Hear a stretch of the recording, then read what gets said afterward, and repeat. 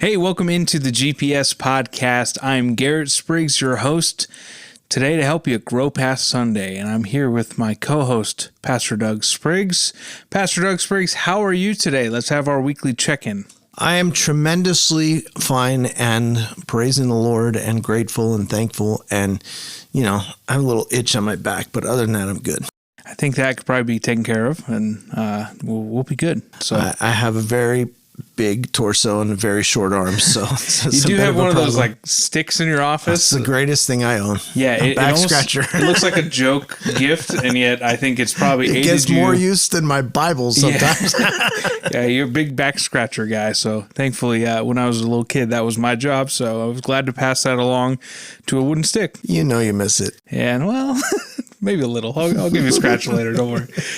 Hey, we are here to talk about some things that hopefully help us grow, including I just want to kind of mention the fact that, Pastor Doug's been going through the book of Mark. Depending on when you're listening to this, he's probably still going through it because it's been almost a year now. I don't know how long it's been. Do you remember when you started talking about the book of Mark? It was the end of January, so it's been like a little over 4 months.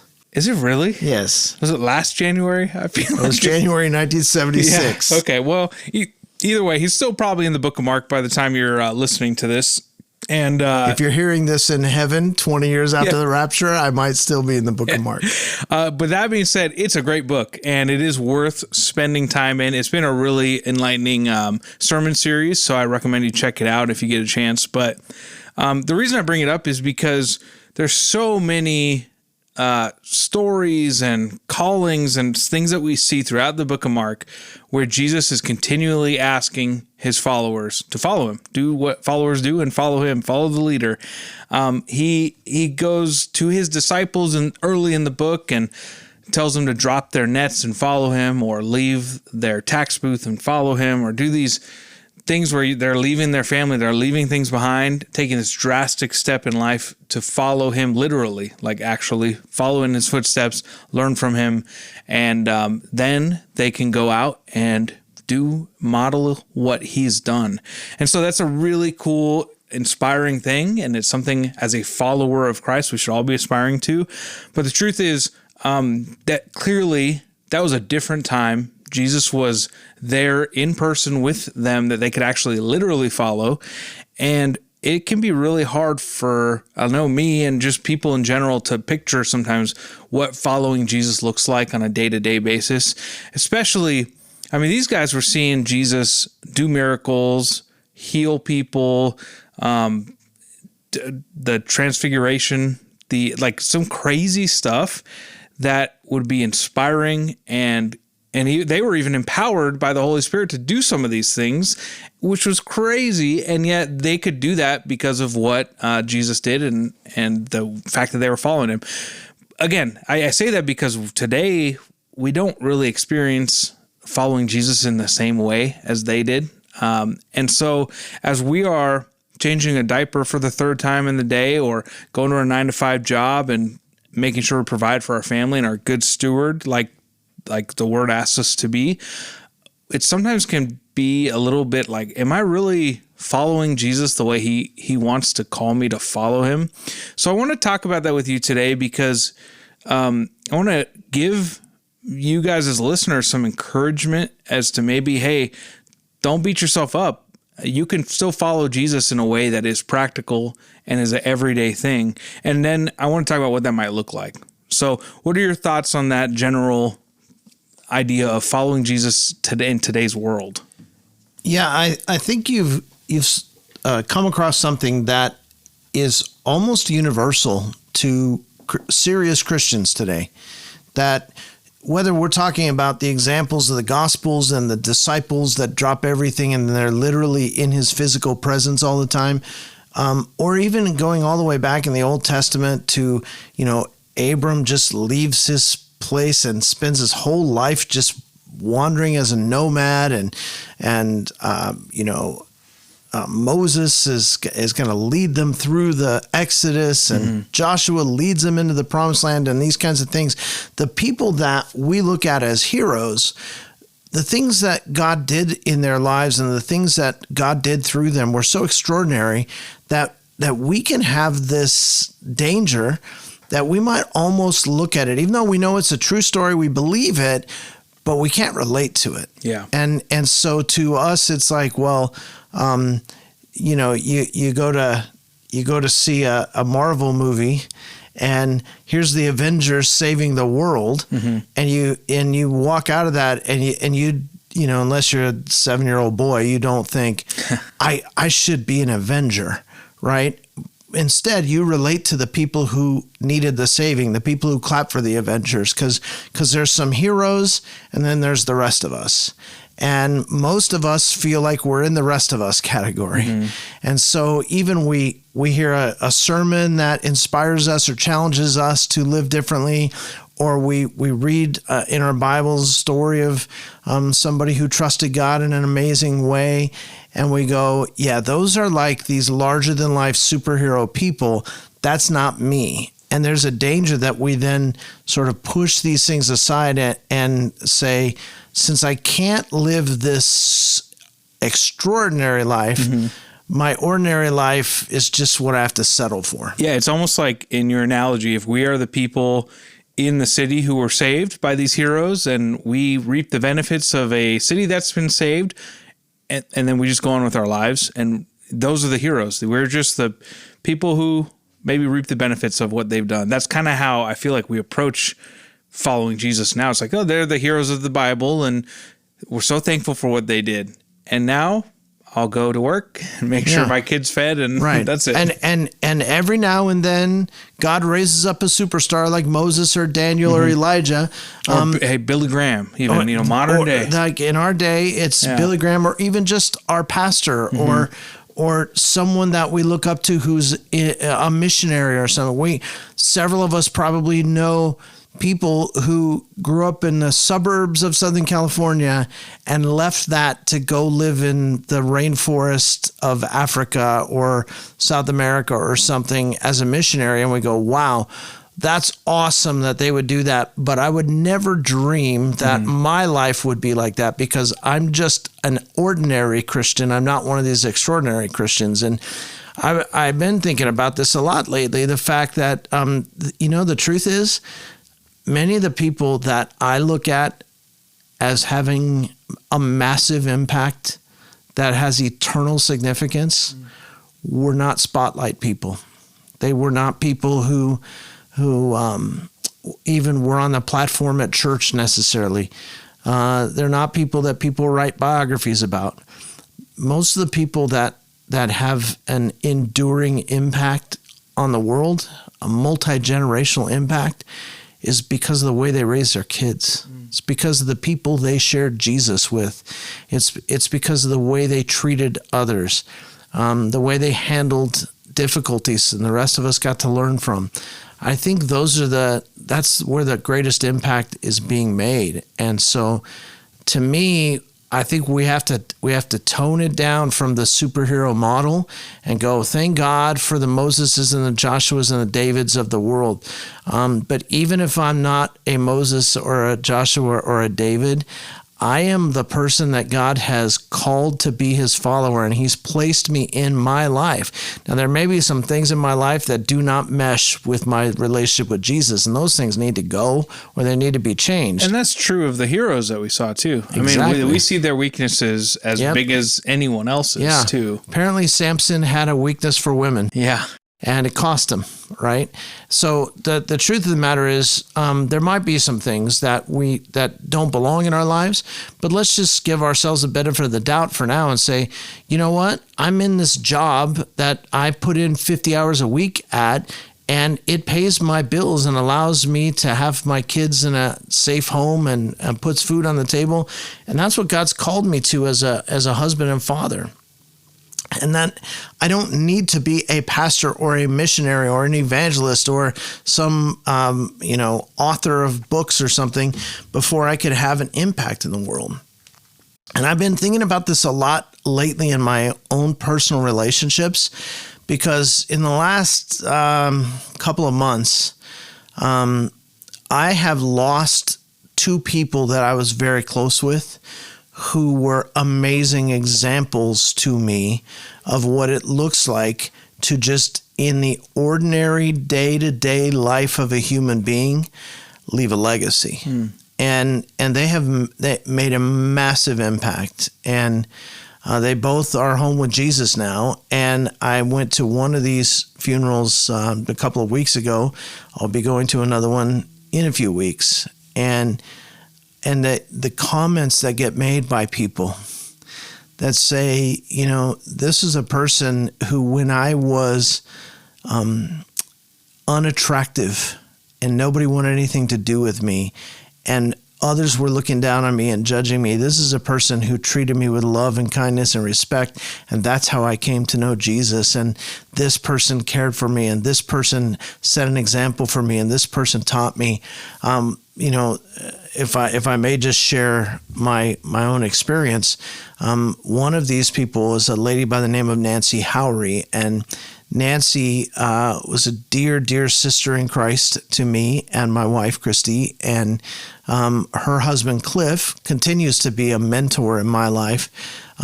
Cliff was the founding pastor of the church that I now pastor, and when I met him, I was maybe 23, 24 years old, and he's been building into my life ever since.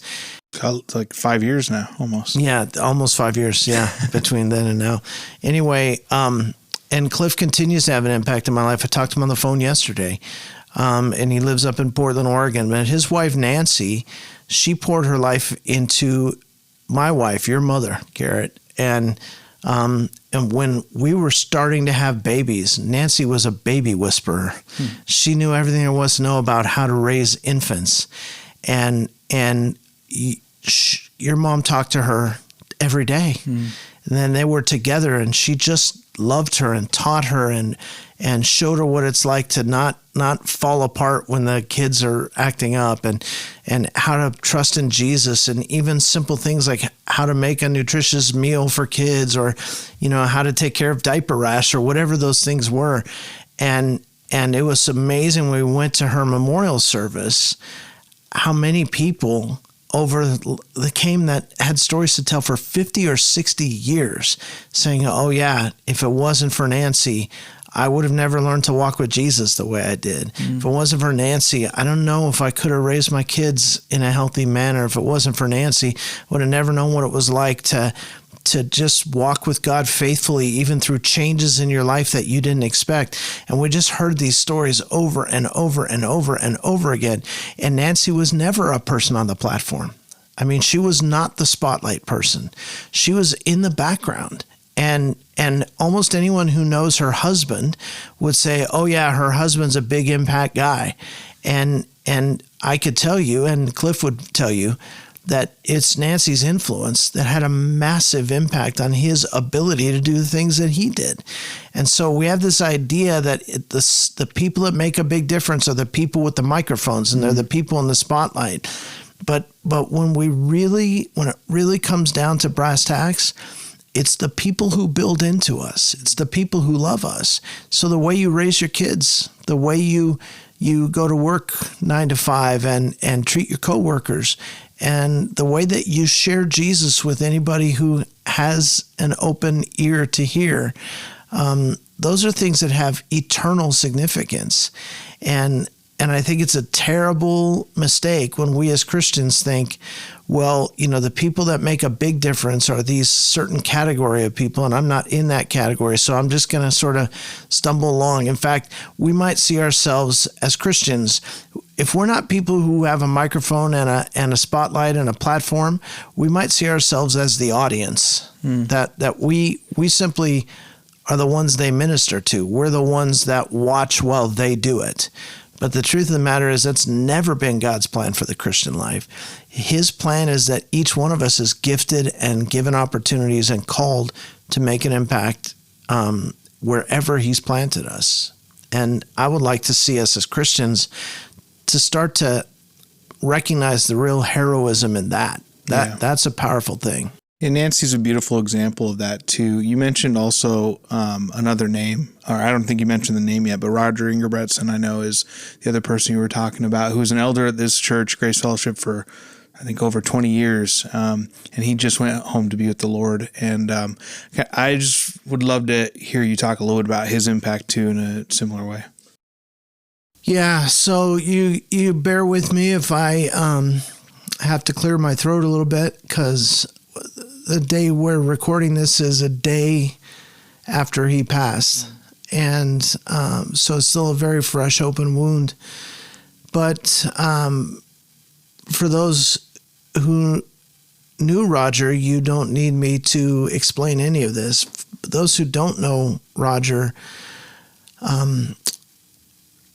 when I met him, he was a young believer, and his wife, Debbie, had been walking with the Lord for some time, and Roger had come to know Christ fairly recently at the time that I met him, maybe around 30 years ago.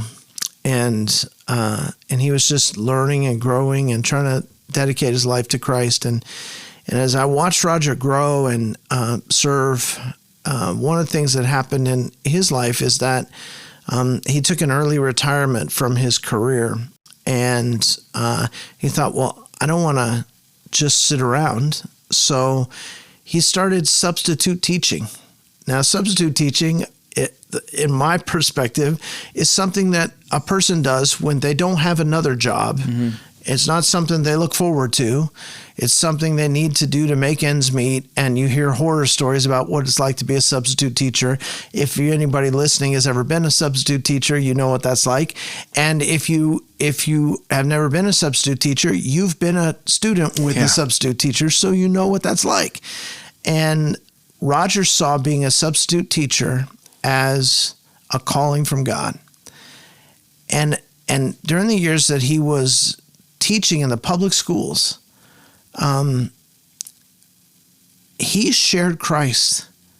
I mean, shared the gospel with more people one-on-one than anyone I knew. And I remember asking him about it, because I share the gospel whenever I see the opportunity with an individual, but 95% of my gospel sharing is to a large group from a platform in my role as a pastor.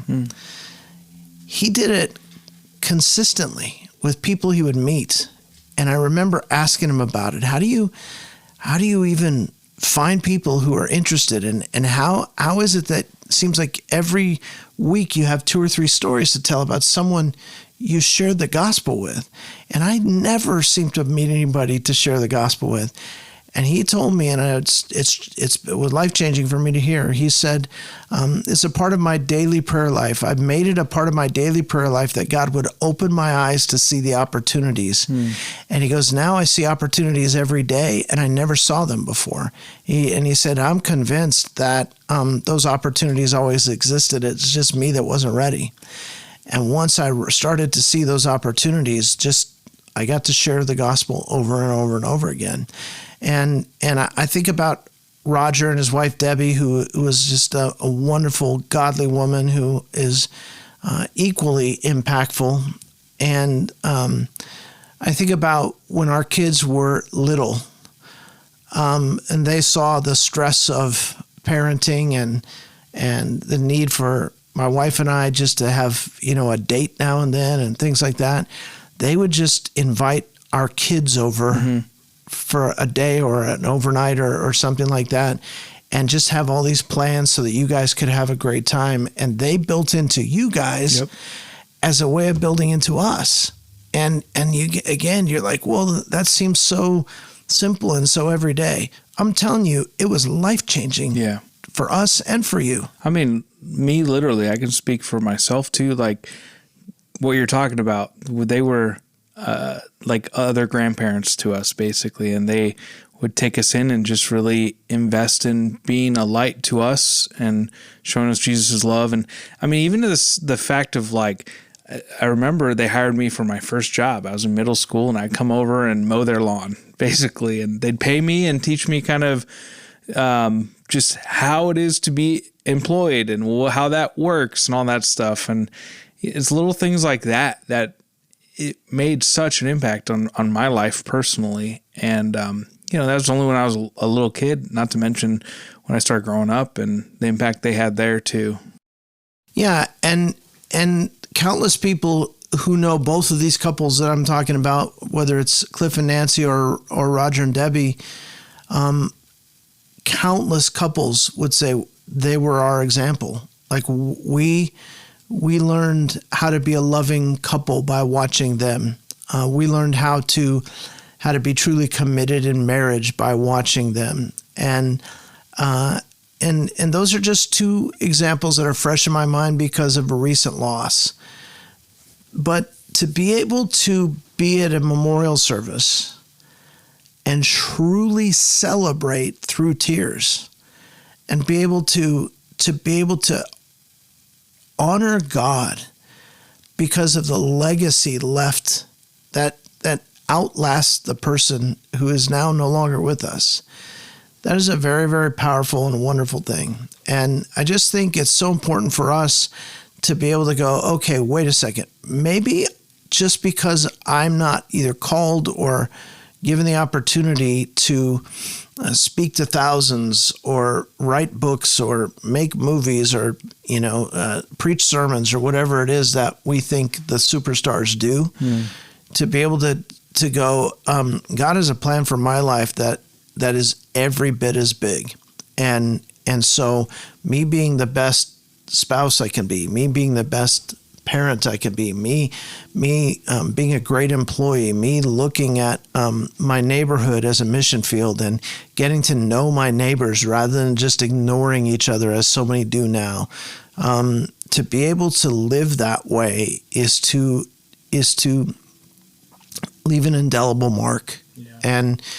And I so long for us as Christians to get past this idea that somehow we're in the bleachers and the stars are out on the field.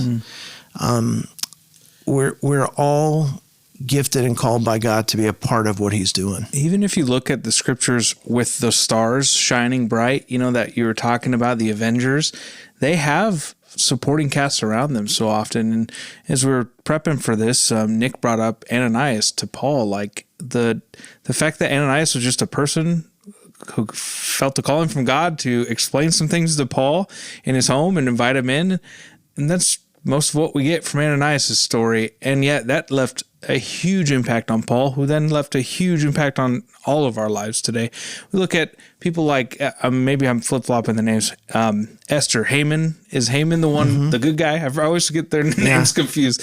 But, his impact on Esther's life and to drive her to do things that she had to become a star to do, it was a lot of the impact of Haman and in her life that influenced her into this way. And even we see Timothy's mother and grandmother having such an impact on his life and just the way he was raised and how it equipped him. And these are people just living their lives and doing so in a way that had huge impact, even though they weren't going out and doing a lot of the dirty work necessarily themselves. They were doing the dirty work. It just looked different than what we often think of. Well, and this has been my experience as well. I've been a Christian leader almost as long as I've been a Christian, and as a Christian leader, I can't even imagine how many sermons I've preached over the years, how many crowds I've spoken to or worked with, or how many youth groups I've led, those kinds of things. And so you would say, okay, well, he's one of the platform people. But when I talk to people that I've had a big impact on, and they share with me what the impact was, they never say, hey, there was this sermon you preached in 94 that now they may have been impacted by a sermon. I remember having a conversation with a young man who was in my youth group, and I was discipling him as a teenager. And later on, he asked me to be the best man in his wedding. And we've continued to be friends now. He's older than I am now. But he was thanking me years ago for the impact I had in his life and telling me what an impact it was, which was very moving. And I said, what was it, that really, what was it that you felt like made a big difference? was it this message I preached? Was it this thing, this camp that I took you to? Was it he goes, you remember how you used to come over and we would shoot baskets in the driveway? I go, yeah. He goes, that was that. I was like, what are you talking about? What do you mean? He goes, you just were there. You were with me. And that's key. Ananias was there when Saul needed him to be there so he could become Paul. And Timothy's mother and grandmother, they were just raising a kid. That's what they did. You know, how many mothers and grandmothers are there out there that are just raising kids, and it's tiring. It's exhausting. And how many times do you talk to a mother or a grandmother that's raising children and you hear them say, I never get to even talk to an adult. I never get to have, I think about things like cartoons and Sesame Street and diapers and I never think about important things anymore. And I've sort of lost myself in this child. That's all that Timothy's mother and grandmother were doing. And they were just being Christians and teaching him how to be a Christian. And so we see this incredible picture of people who have the greatest impact. And we realize that should be us, because the scriptural example that is used by Paul in Romans and 1 Corinthians is comparing the church to a human body. And he says, we are the body of Christ. And the idea is that you might be a heart or an elbow or a toenail or an eyelash or a lung. That's not important.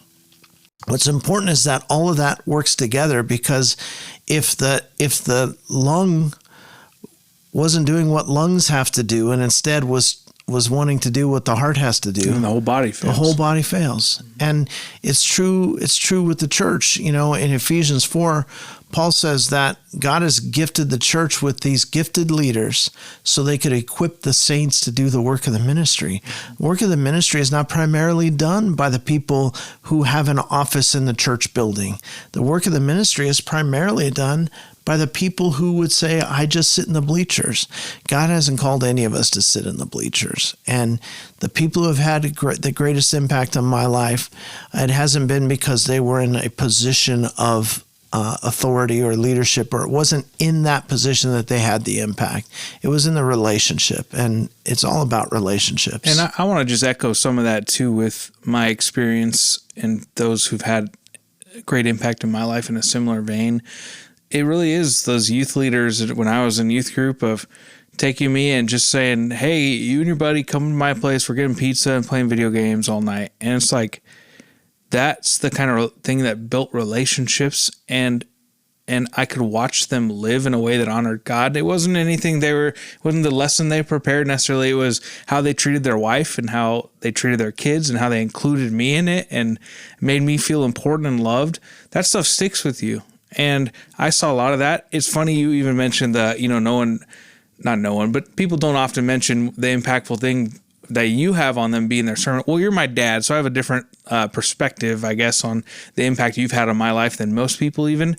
But it's true. Call me biased, but I love your sermons. I think they are great. It's really a joy for me to listen to your sermons.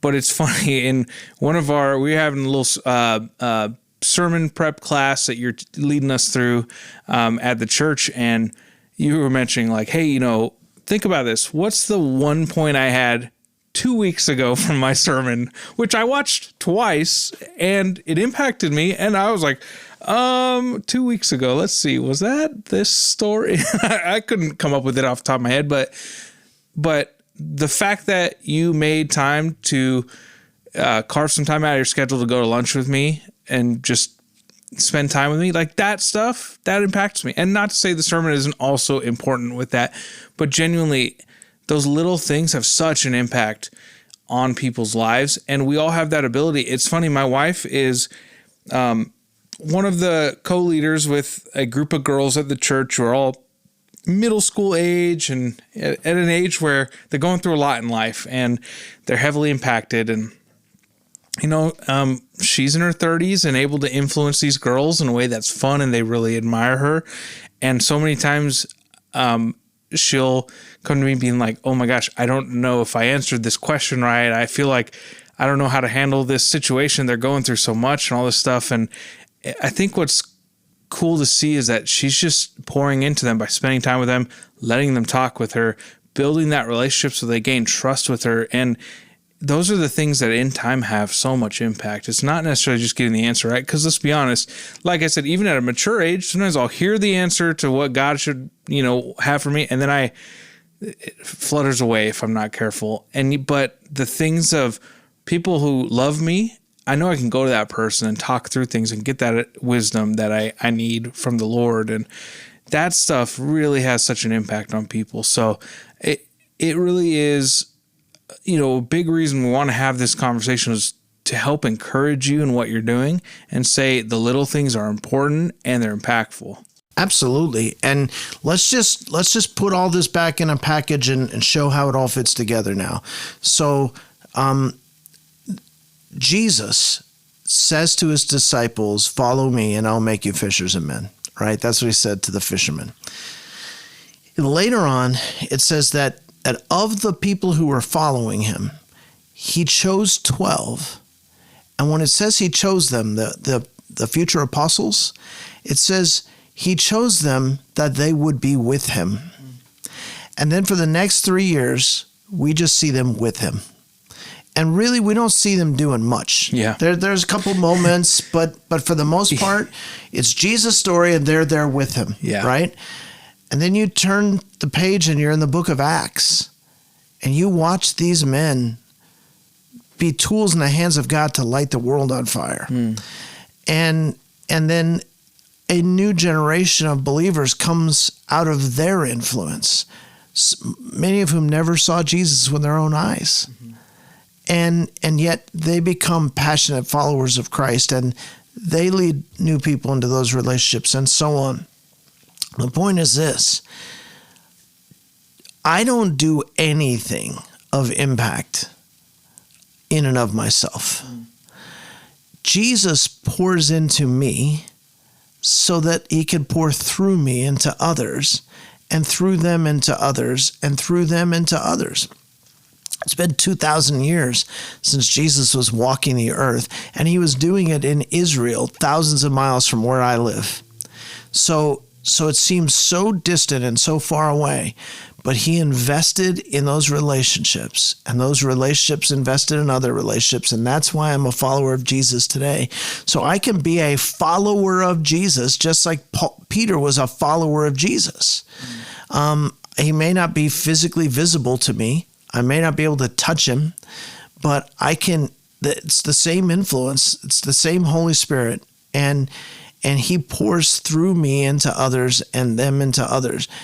If that's true of me, it's true of every believer who has ever followed Jesus. And so I just want you to understand, it starts with your own relationship with Jesus. Yeah. He pours into you so he can pour through you. And it's as simple as that. And one other thing to just remind you of too is that even if you're talking about these heroes, the disciples, let's say, those 12 guys right there were pretty, I don't want to say this wrong, but generic type people. They were fishermen. They were just kind of average Joes who didn't really have the degrees in order and everything. They were young. They really had no real authority at that time to impact people. They got that authority from God and from following Jesus. And we have happened to follow the same Jesus, and he happens to want the same thing that he wanted for those disciples and the people that he was using to touch through them. So yeah, it's an encouraging thing when you just see God's equipping us, and he equips us all differently, thankfully. So start looking. I love what you said about Roger's outlook, about how he looked for ways to impact people for Christ, and he prayed specifically for it. It is a life-changing thing to start looking at life that way, and you really can start to have those big long-term impacts. Yeah, so Roger Ingebretson has had a massive impact on the lives of more people than he would ever know.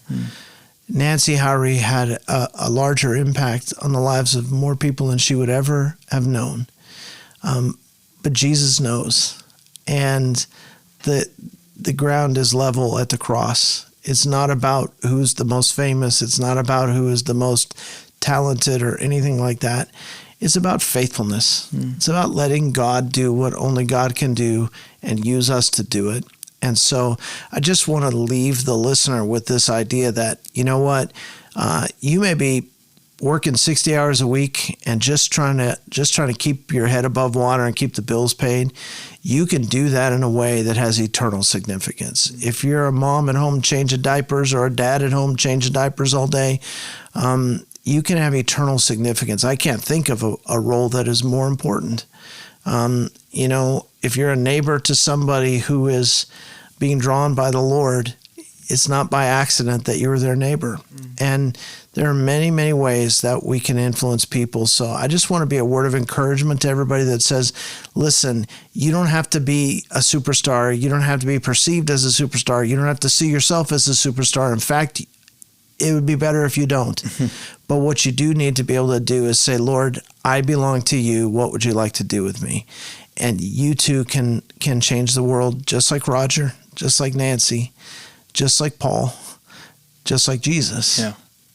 We just have to be available. Yeah, the good thing is we don't have to be the superstar of the story. We already have a superstar. We're just his tool. Amen. So he can use us however he wants, and we get to be a part of that. So do you have any other questions on this topic as a listener, or maybe did this inspire something else in you that you'd love us to discuss or address?